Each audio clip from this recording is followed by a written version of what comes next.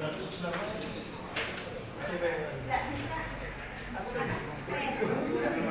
ngomong PP ya. Tak? Ngomong PP ya? Ngomong PP ya? Itu lagi. Itu.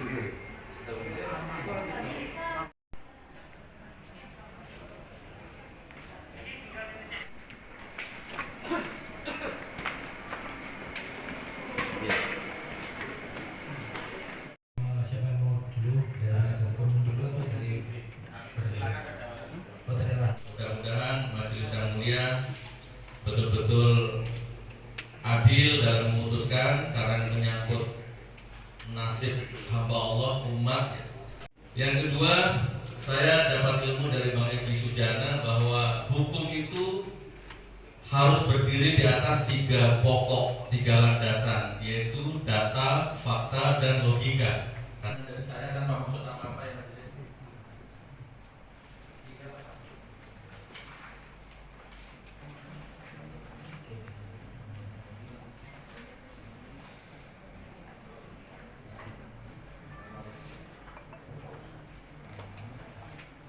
Baik, assalamualaikum warahmatullahi wabarakatuh.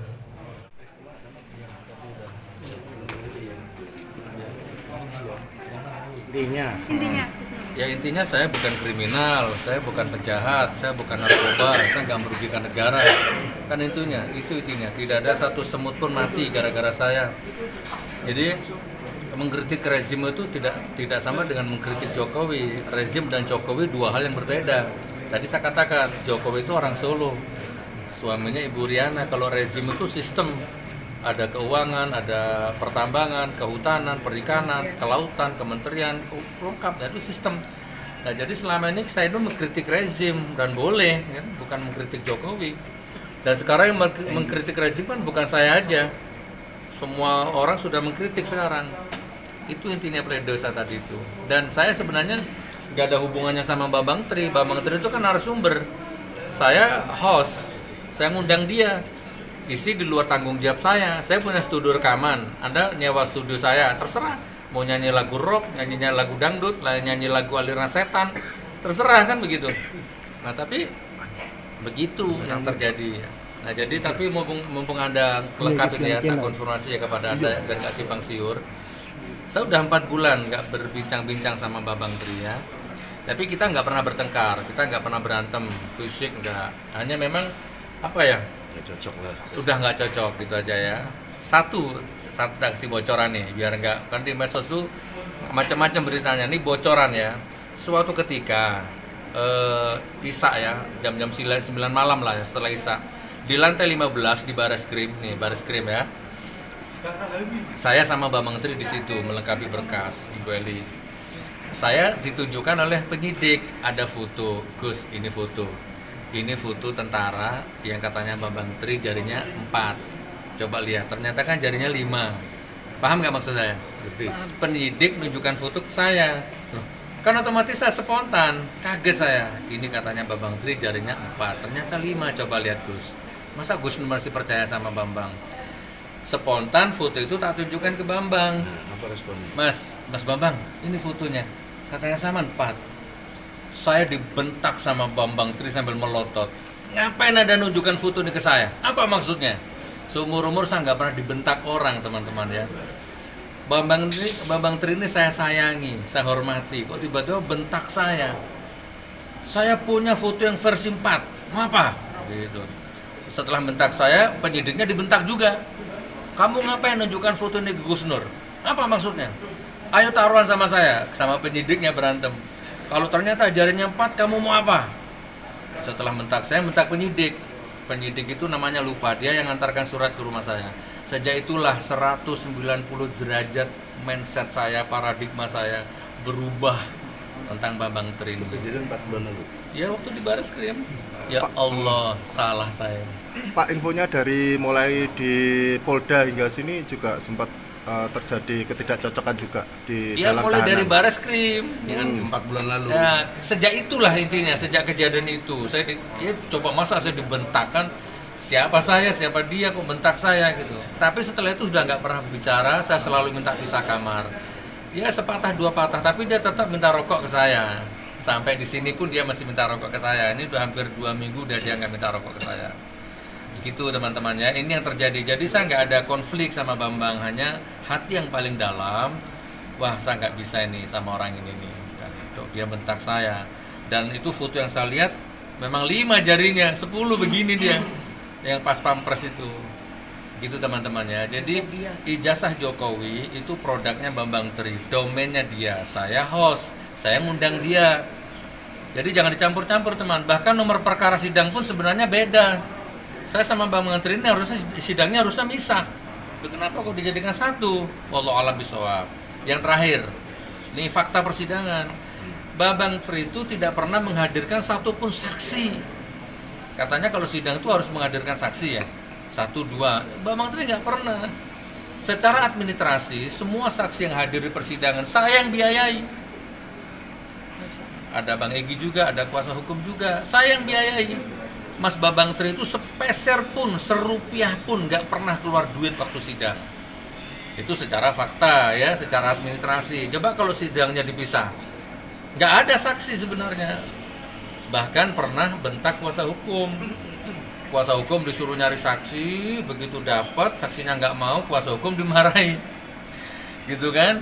Nah dari situlah banyak hal-hal yang sudah nggak seiring sejalan. Tidak bertengkar, kita udah sama-sama dewasa, ngapain berantem? Cuman diem aja.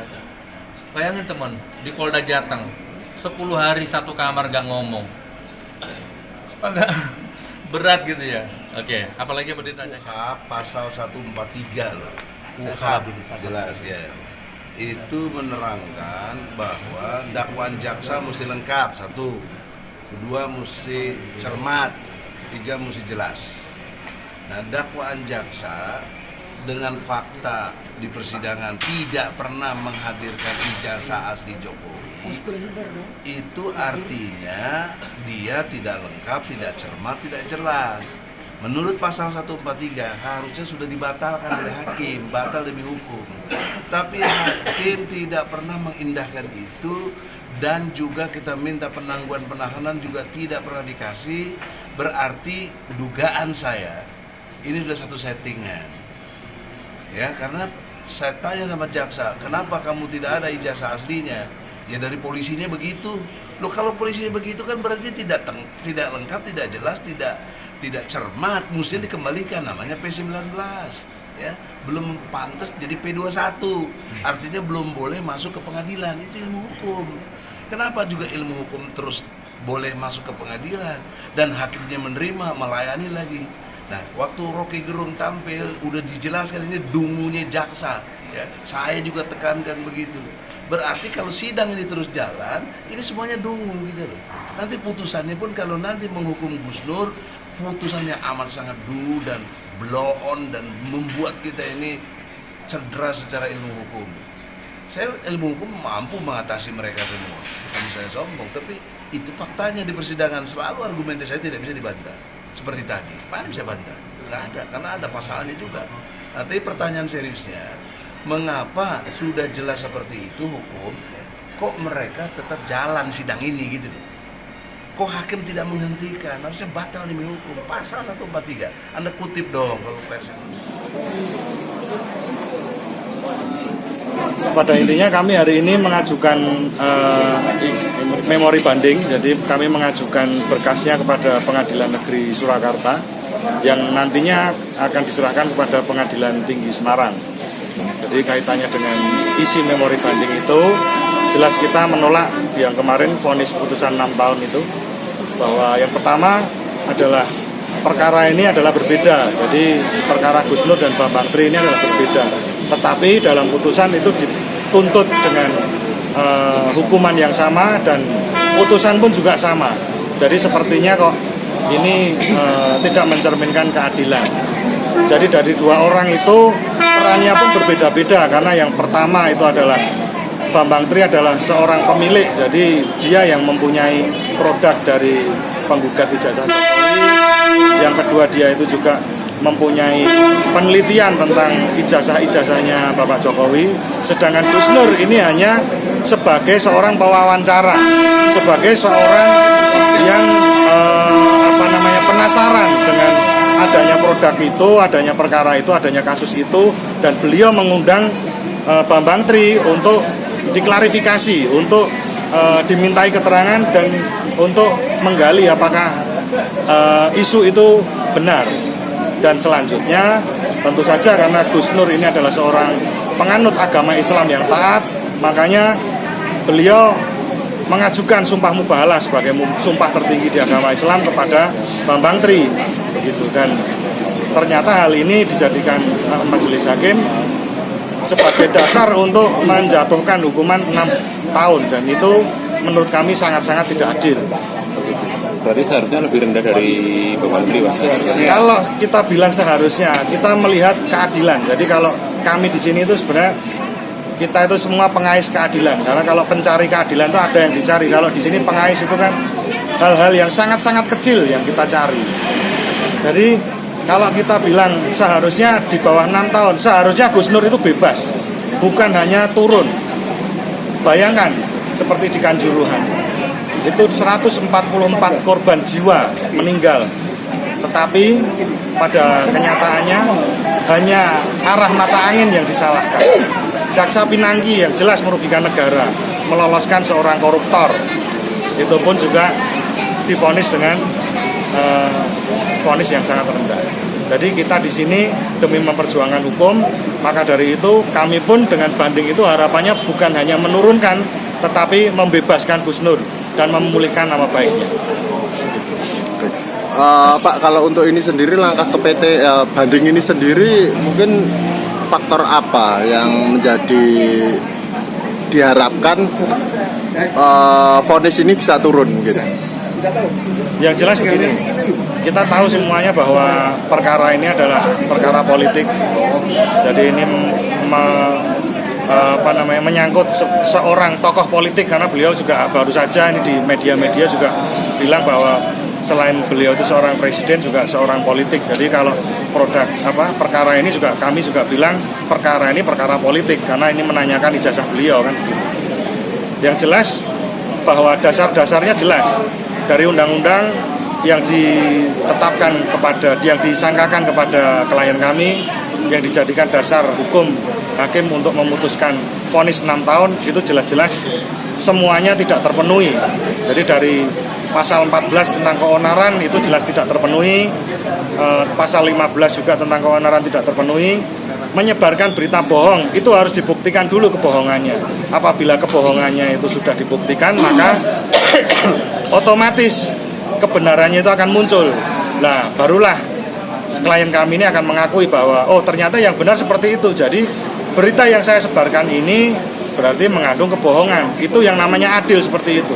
Tetapi yang kita ketahui sampai hari ini tidak ada seorang pun yang mengetahui, yang melihat langsung ijazah Jokowi secara asli atau tidak secara langsung. Gitu. Dan harapan kami di pengadilan tingkat lanjut, yaitu banding ataupun kasasi ataupun PK nantinya, kami masih berharap, kami masih memiliki keyakinan bahwa di Indonesia ini masih banyak hakim-hakim yang bekerja dengan penuh integritas, yang penuh dengan rasa keadilan, penuh dengan rasa kemanusiaan. Dan tentu saja satu ini yang perlu diingat dari hakim-hakim, kami yakin bahwa banyak hakim yang masih takut dengan Tuhan, masih takut dengan Allah.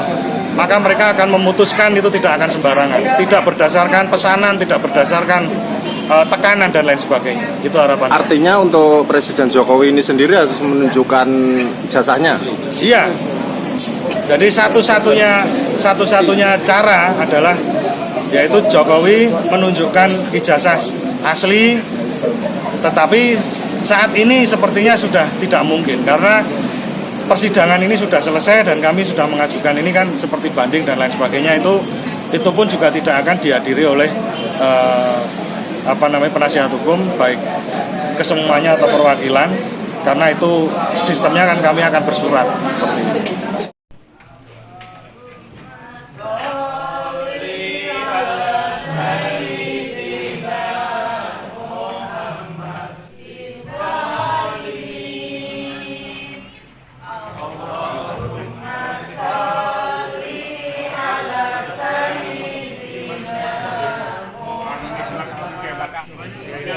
Nyuntur dulu nggih.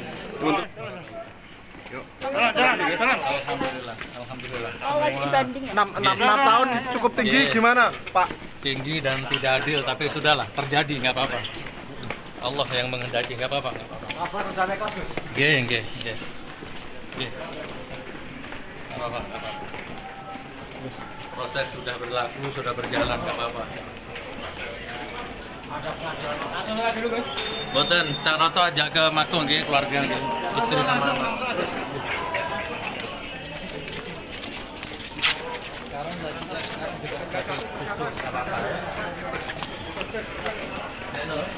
Langsung ke Mako nggih.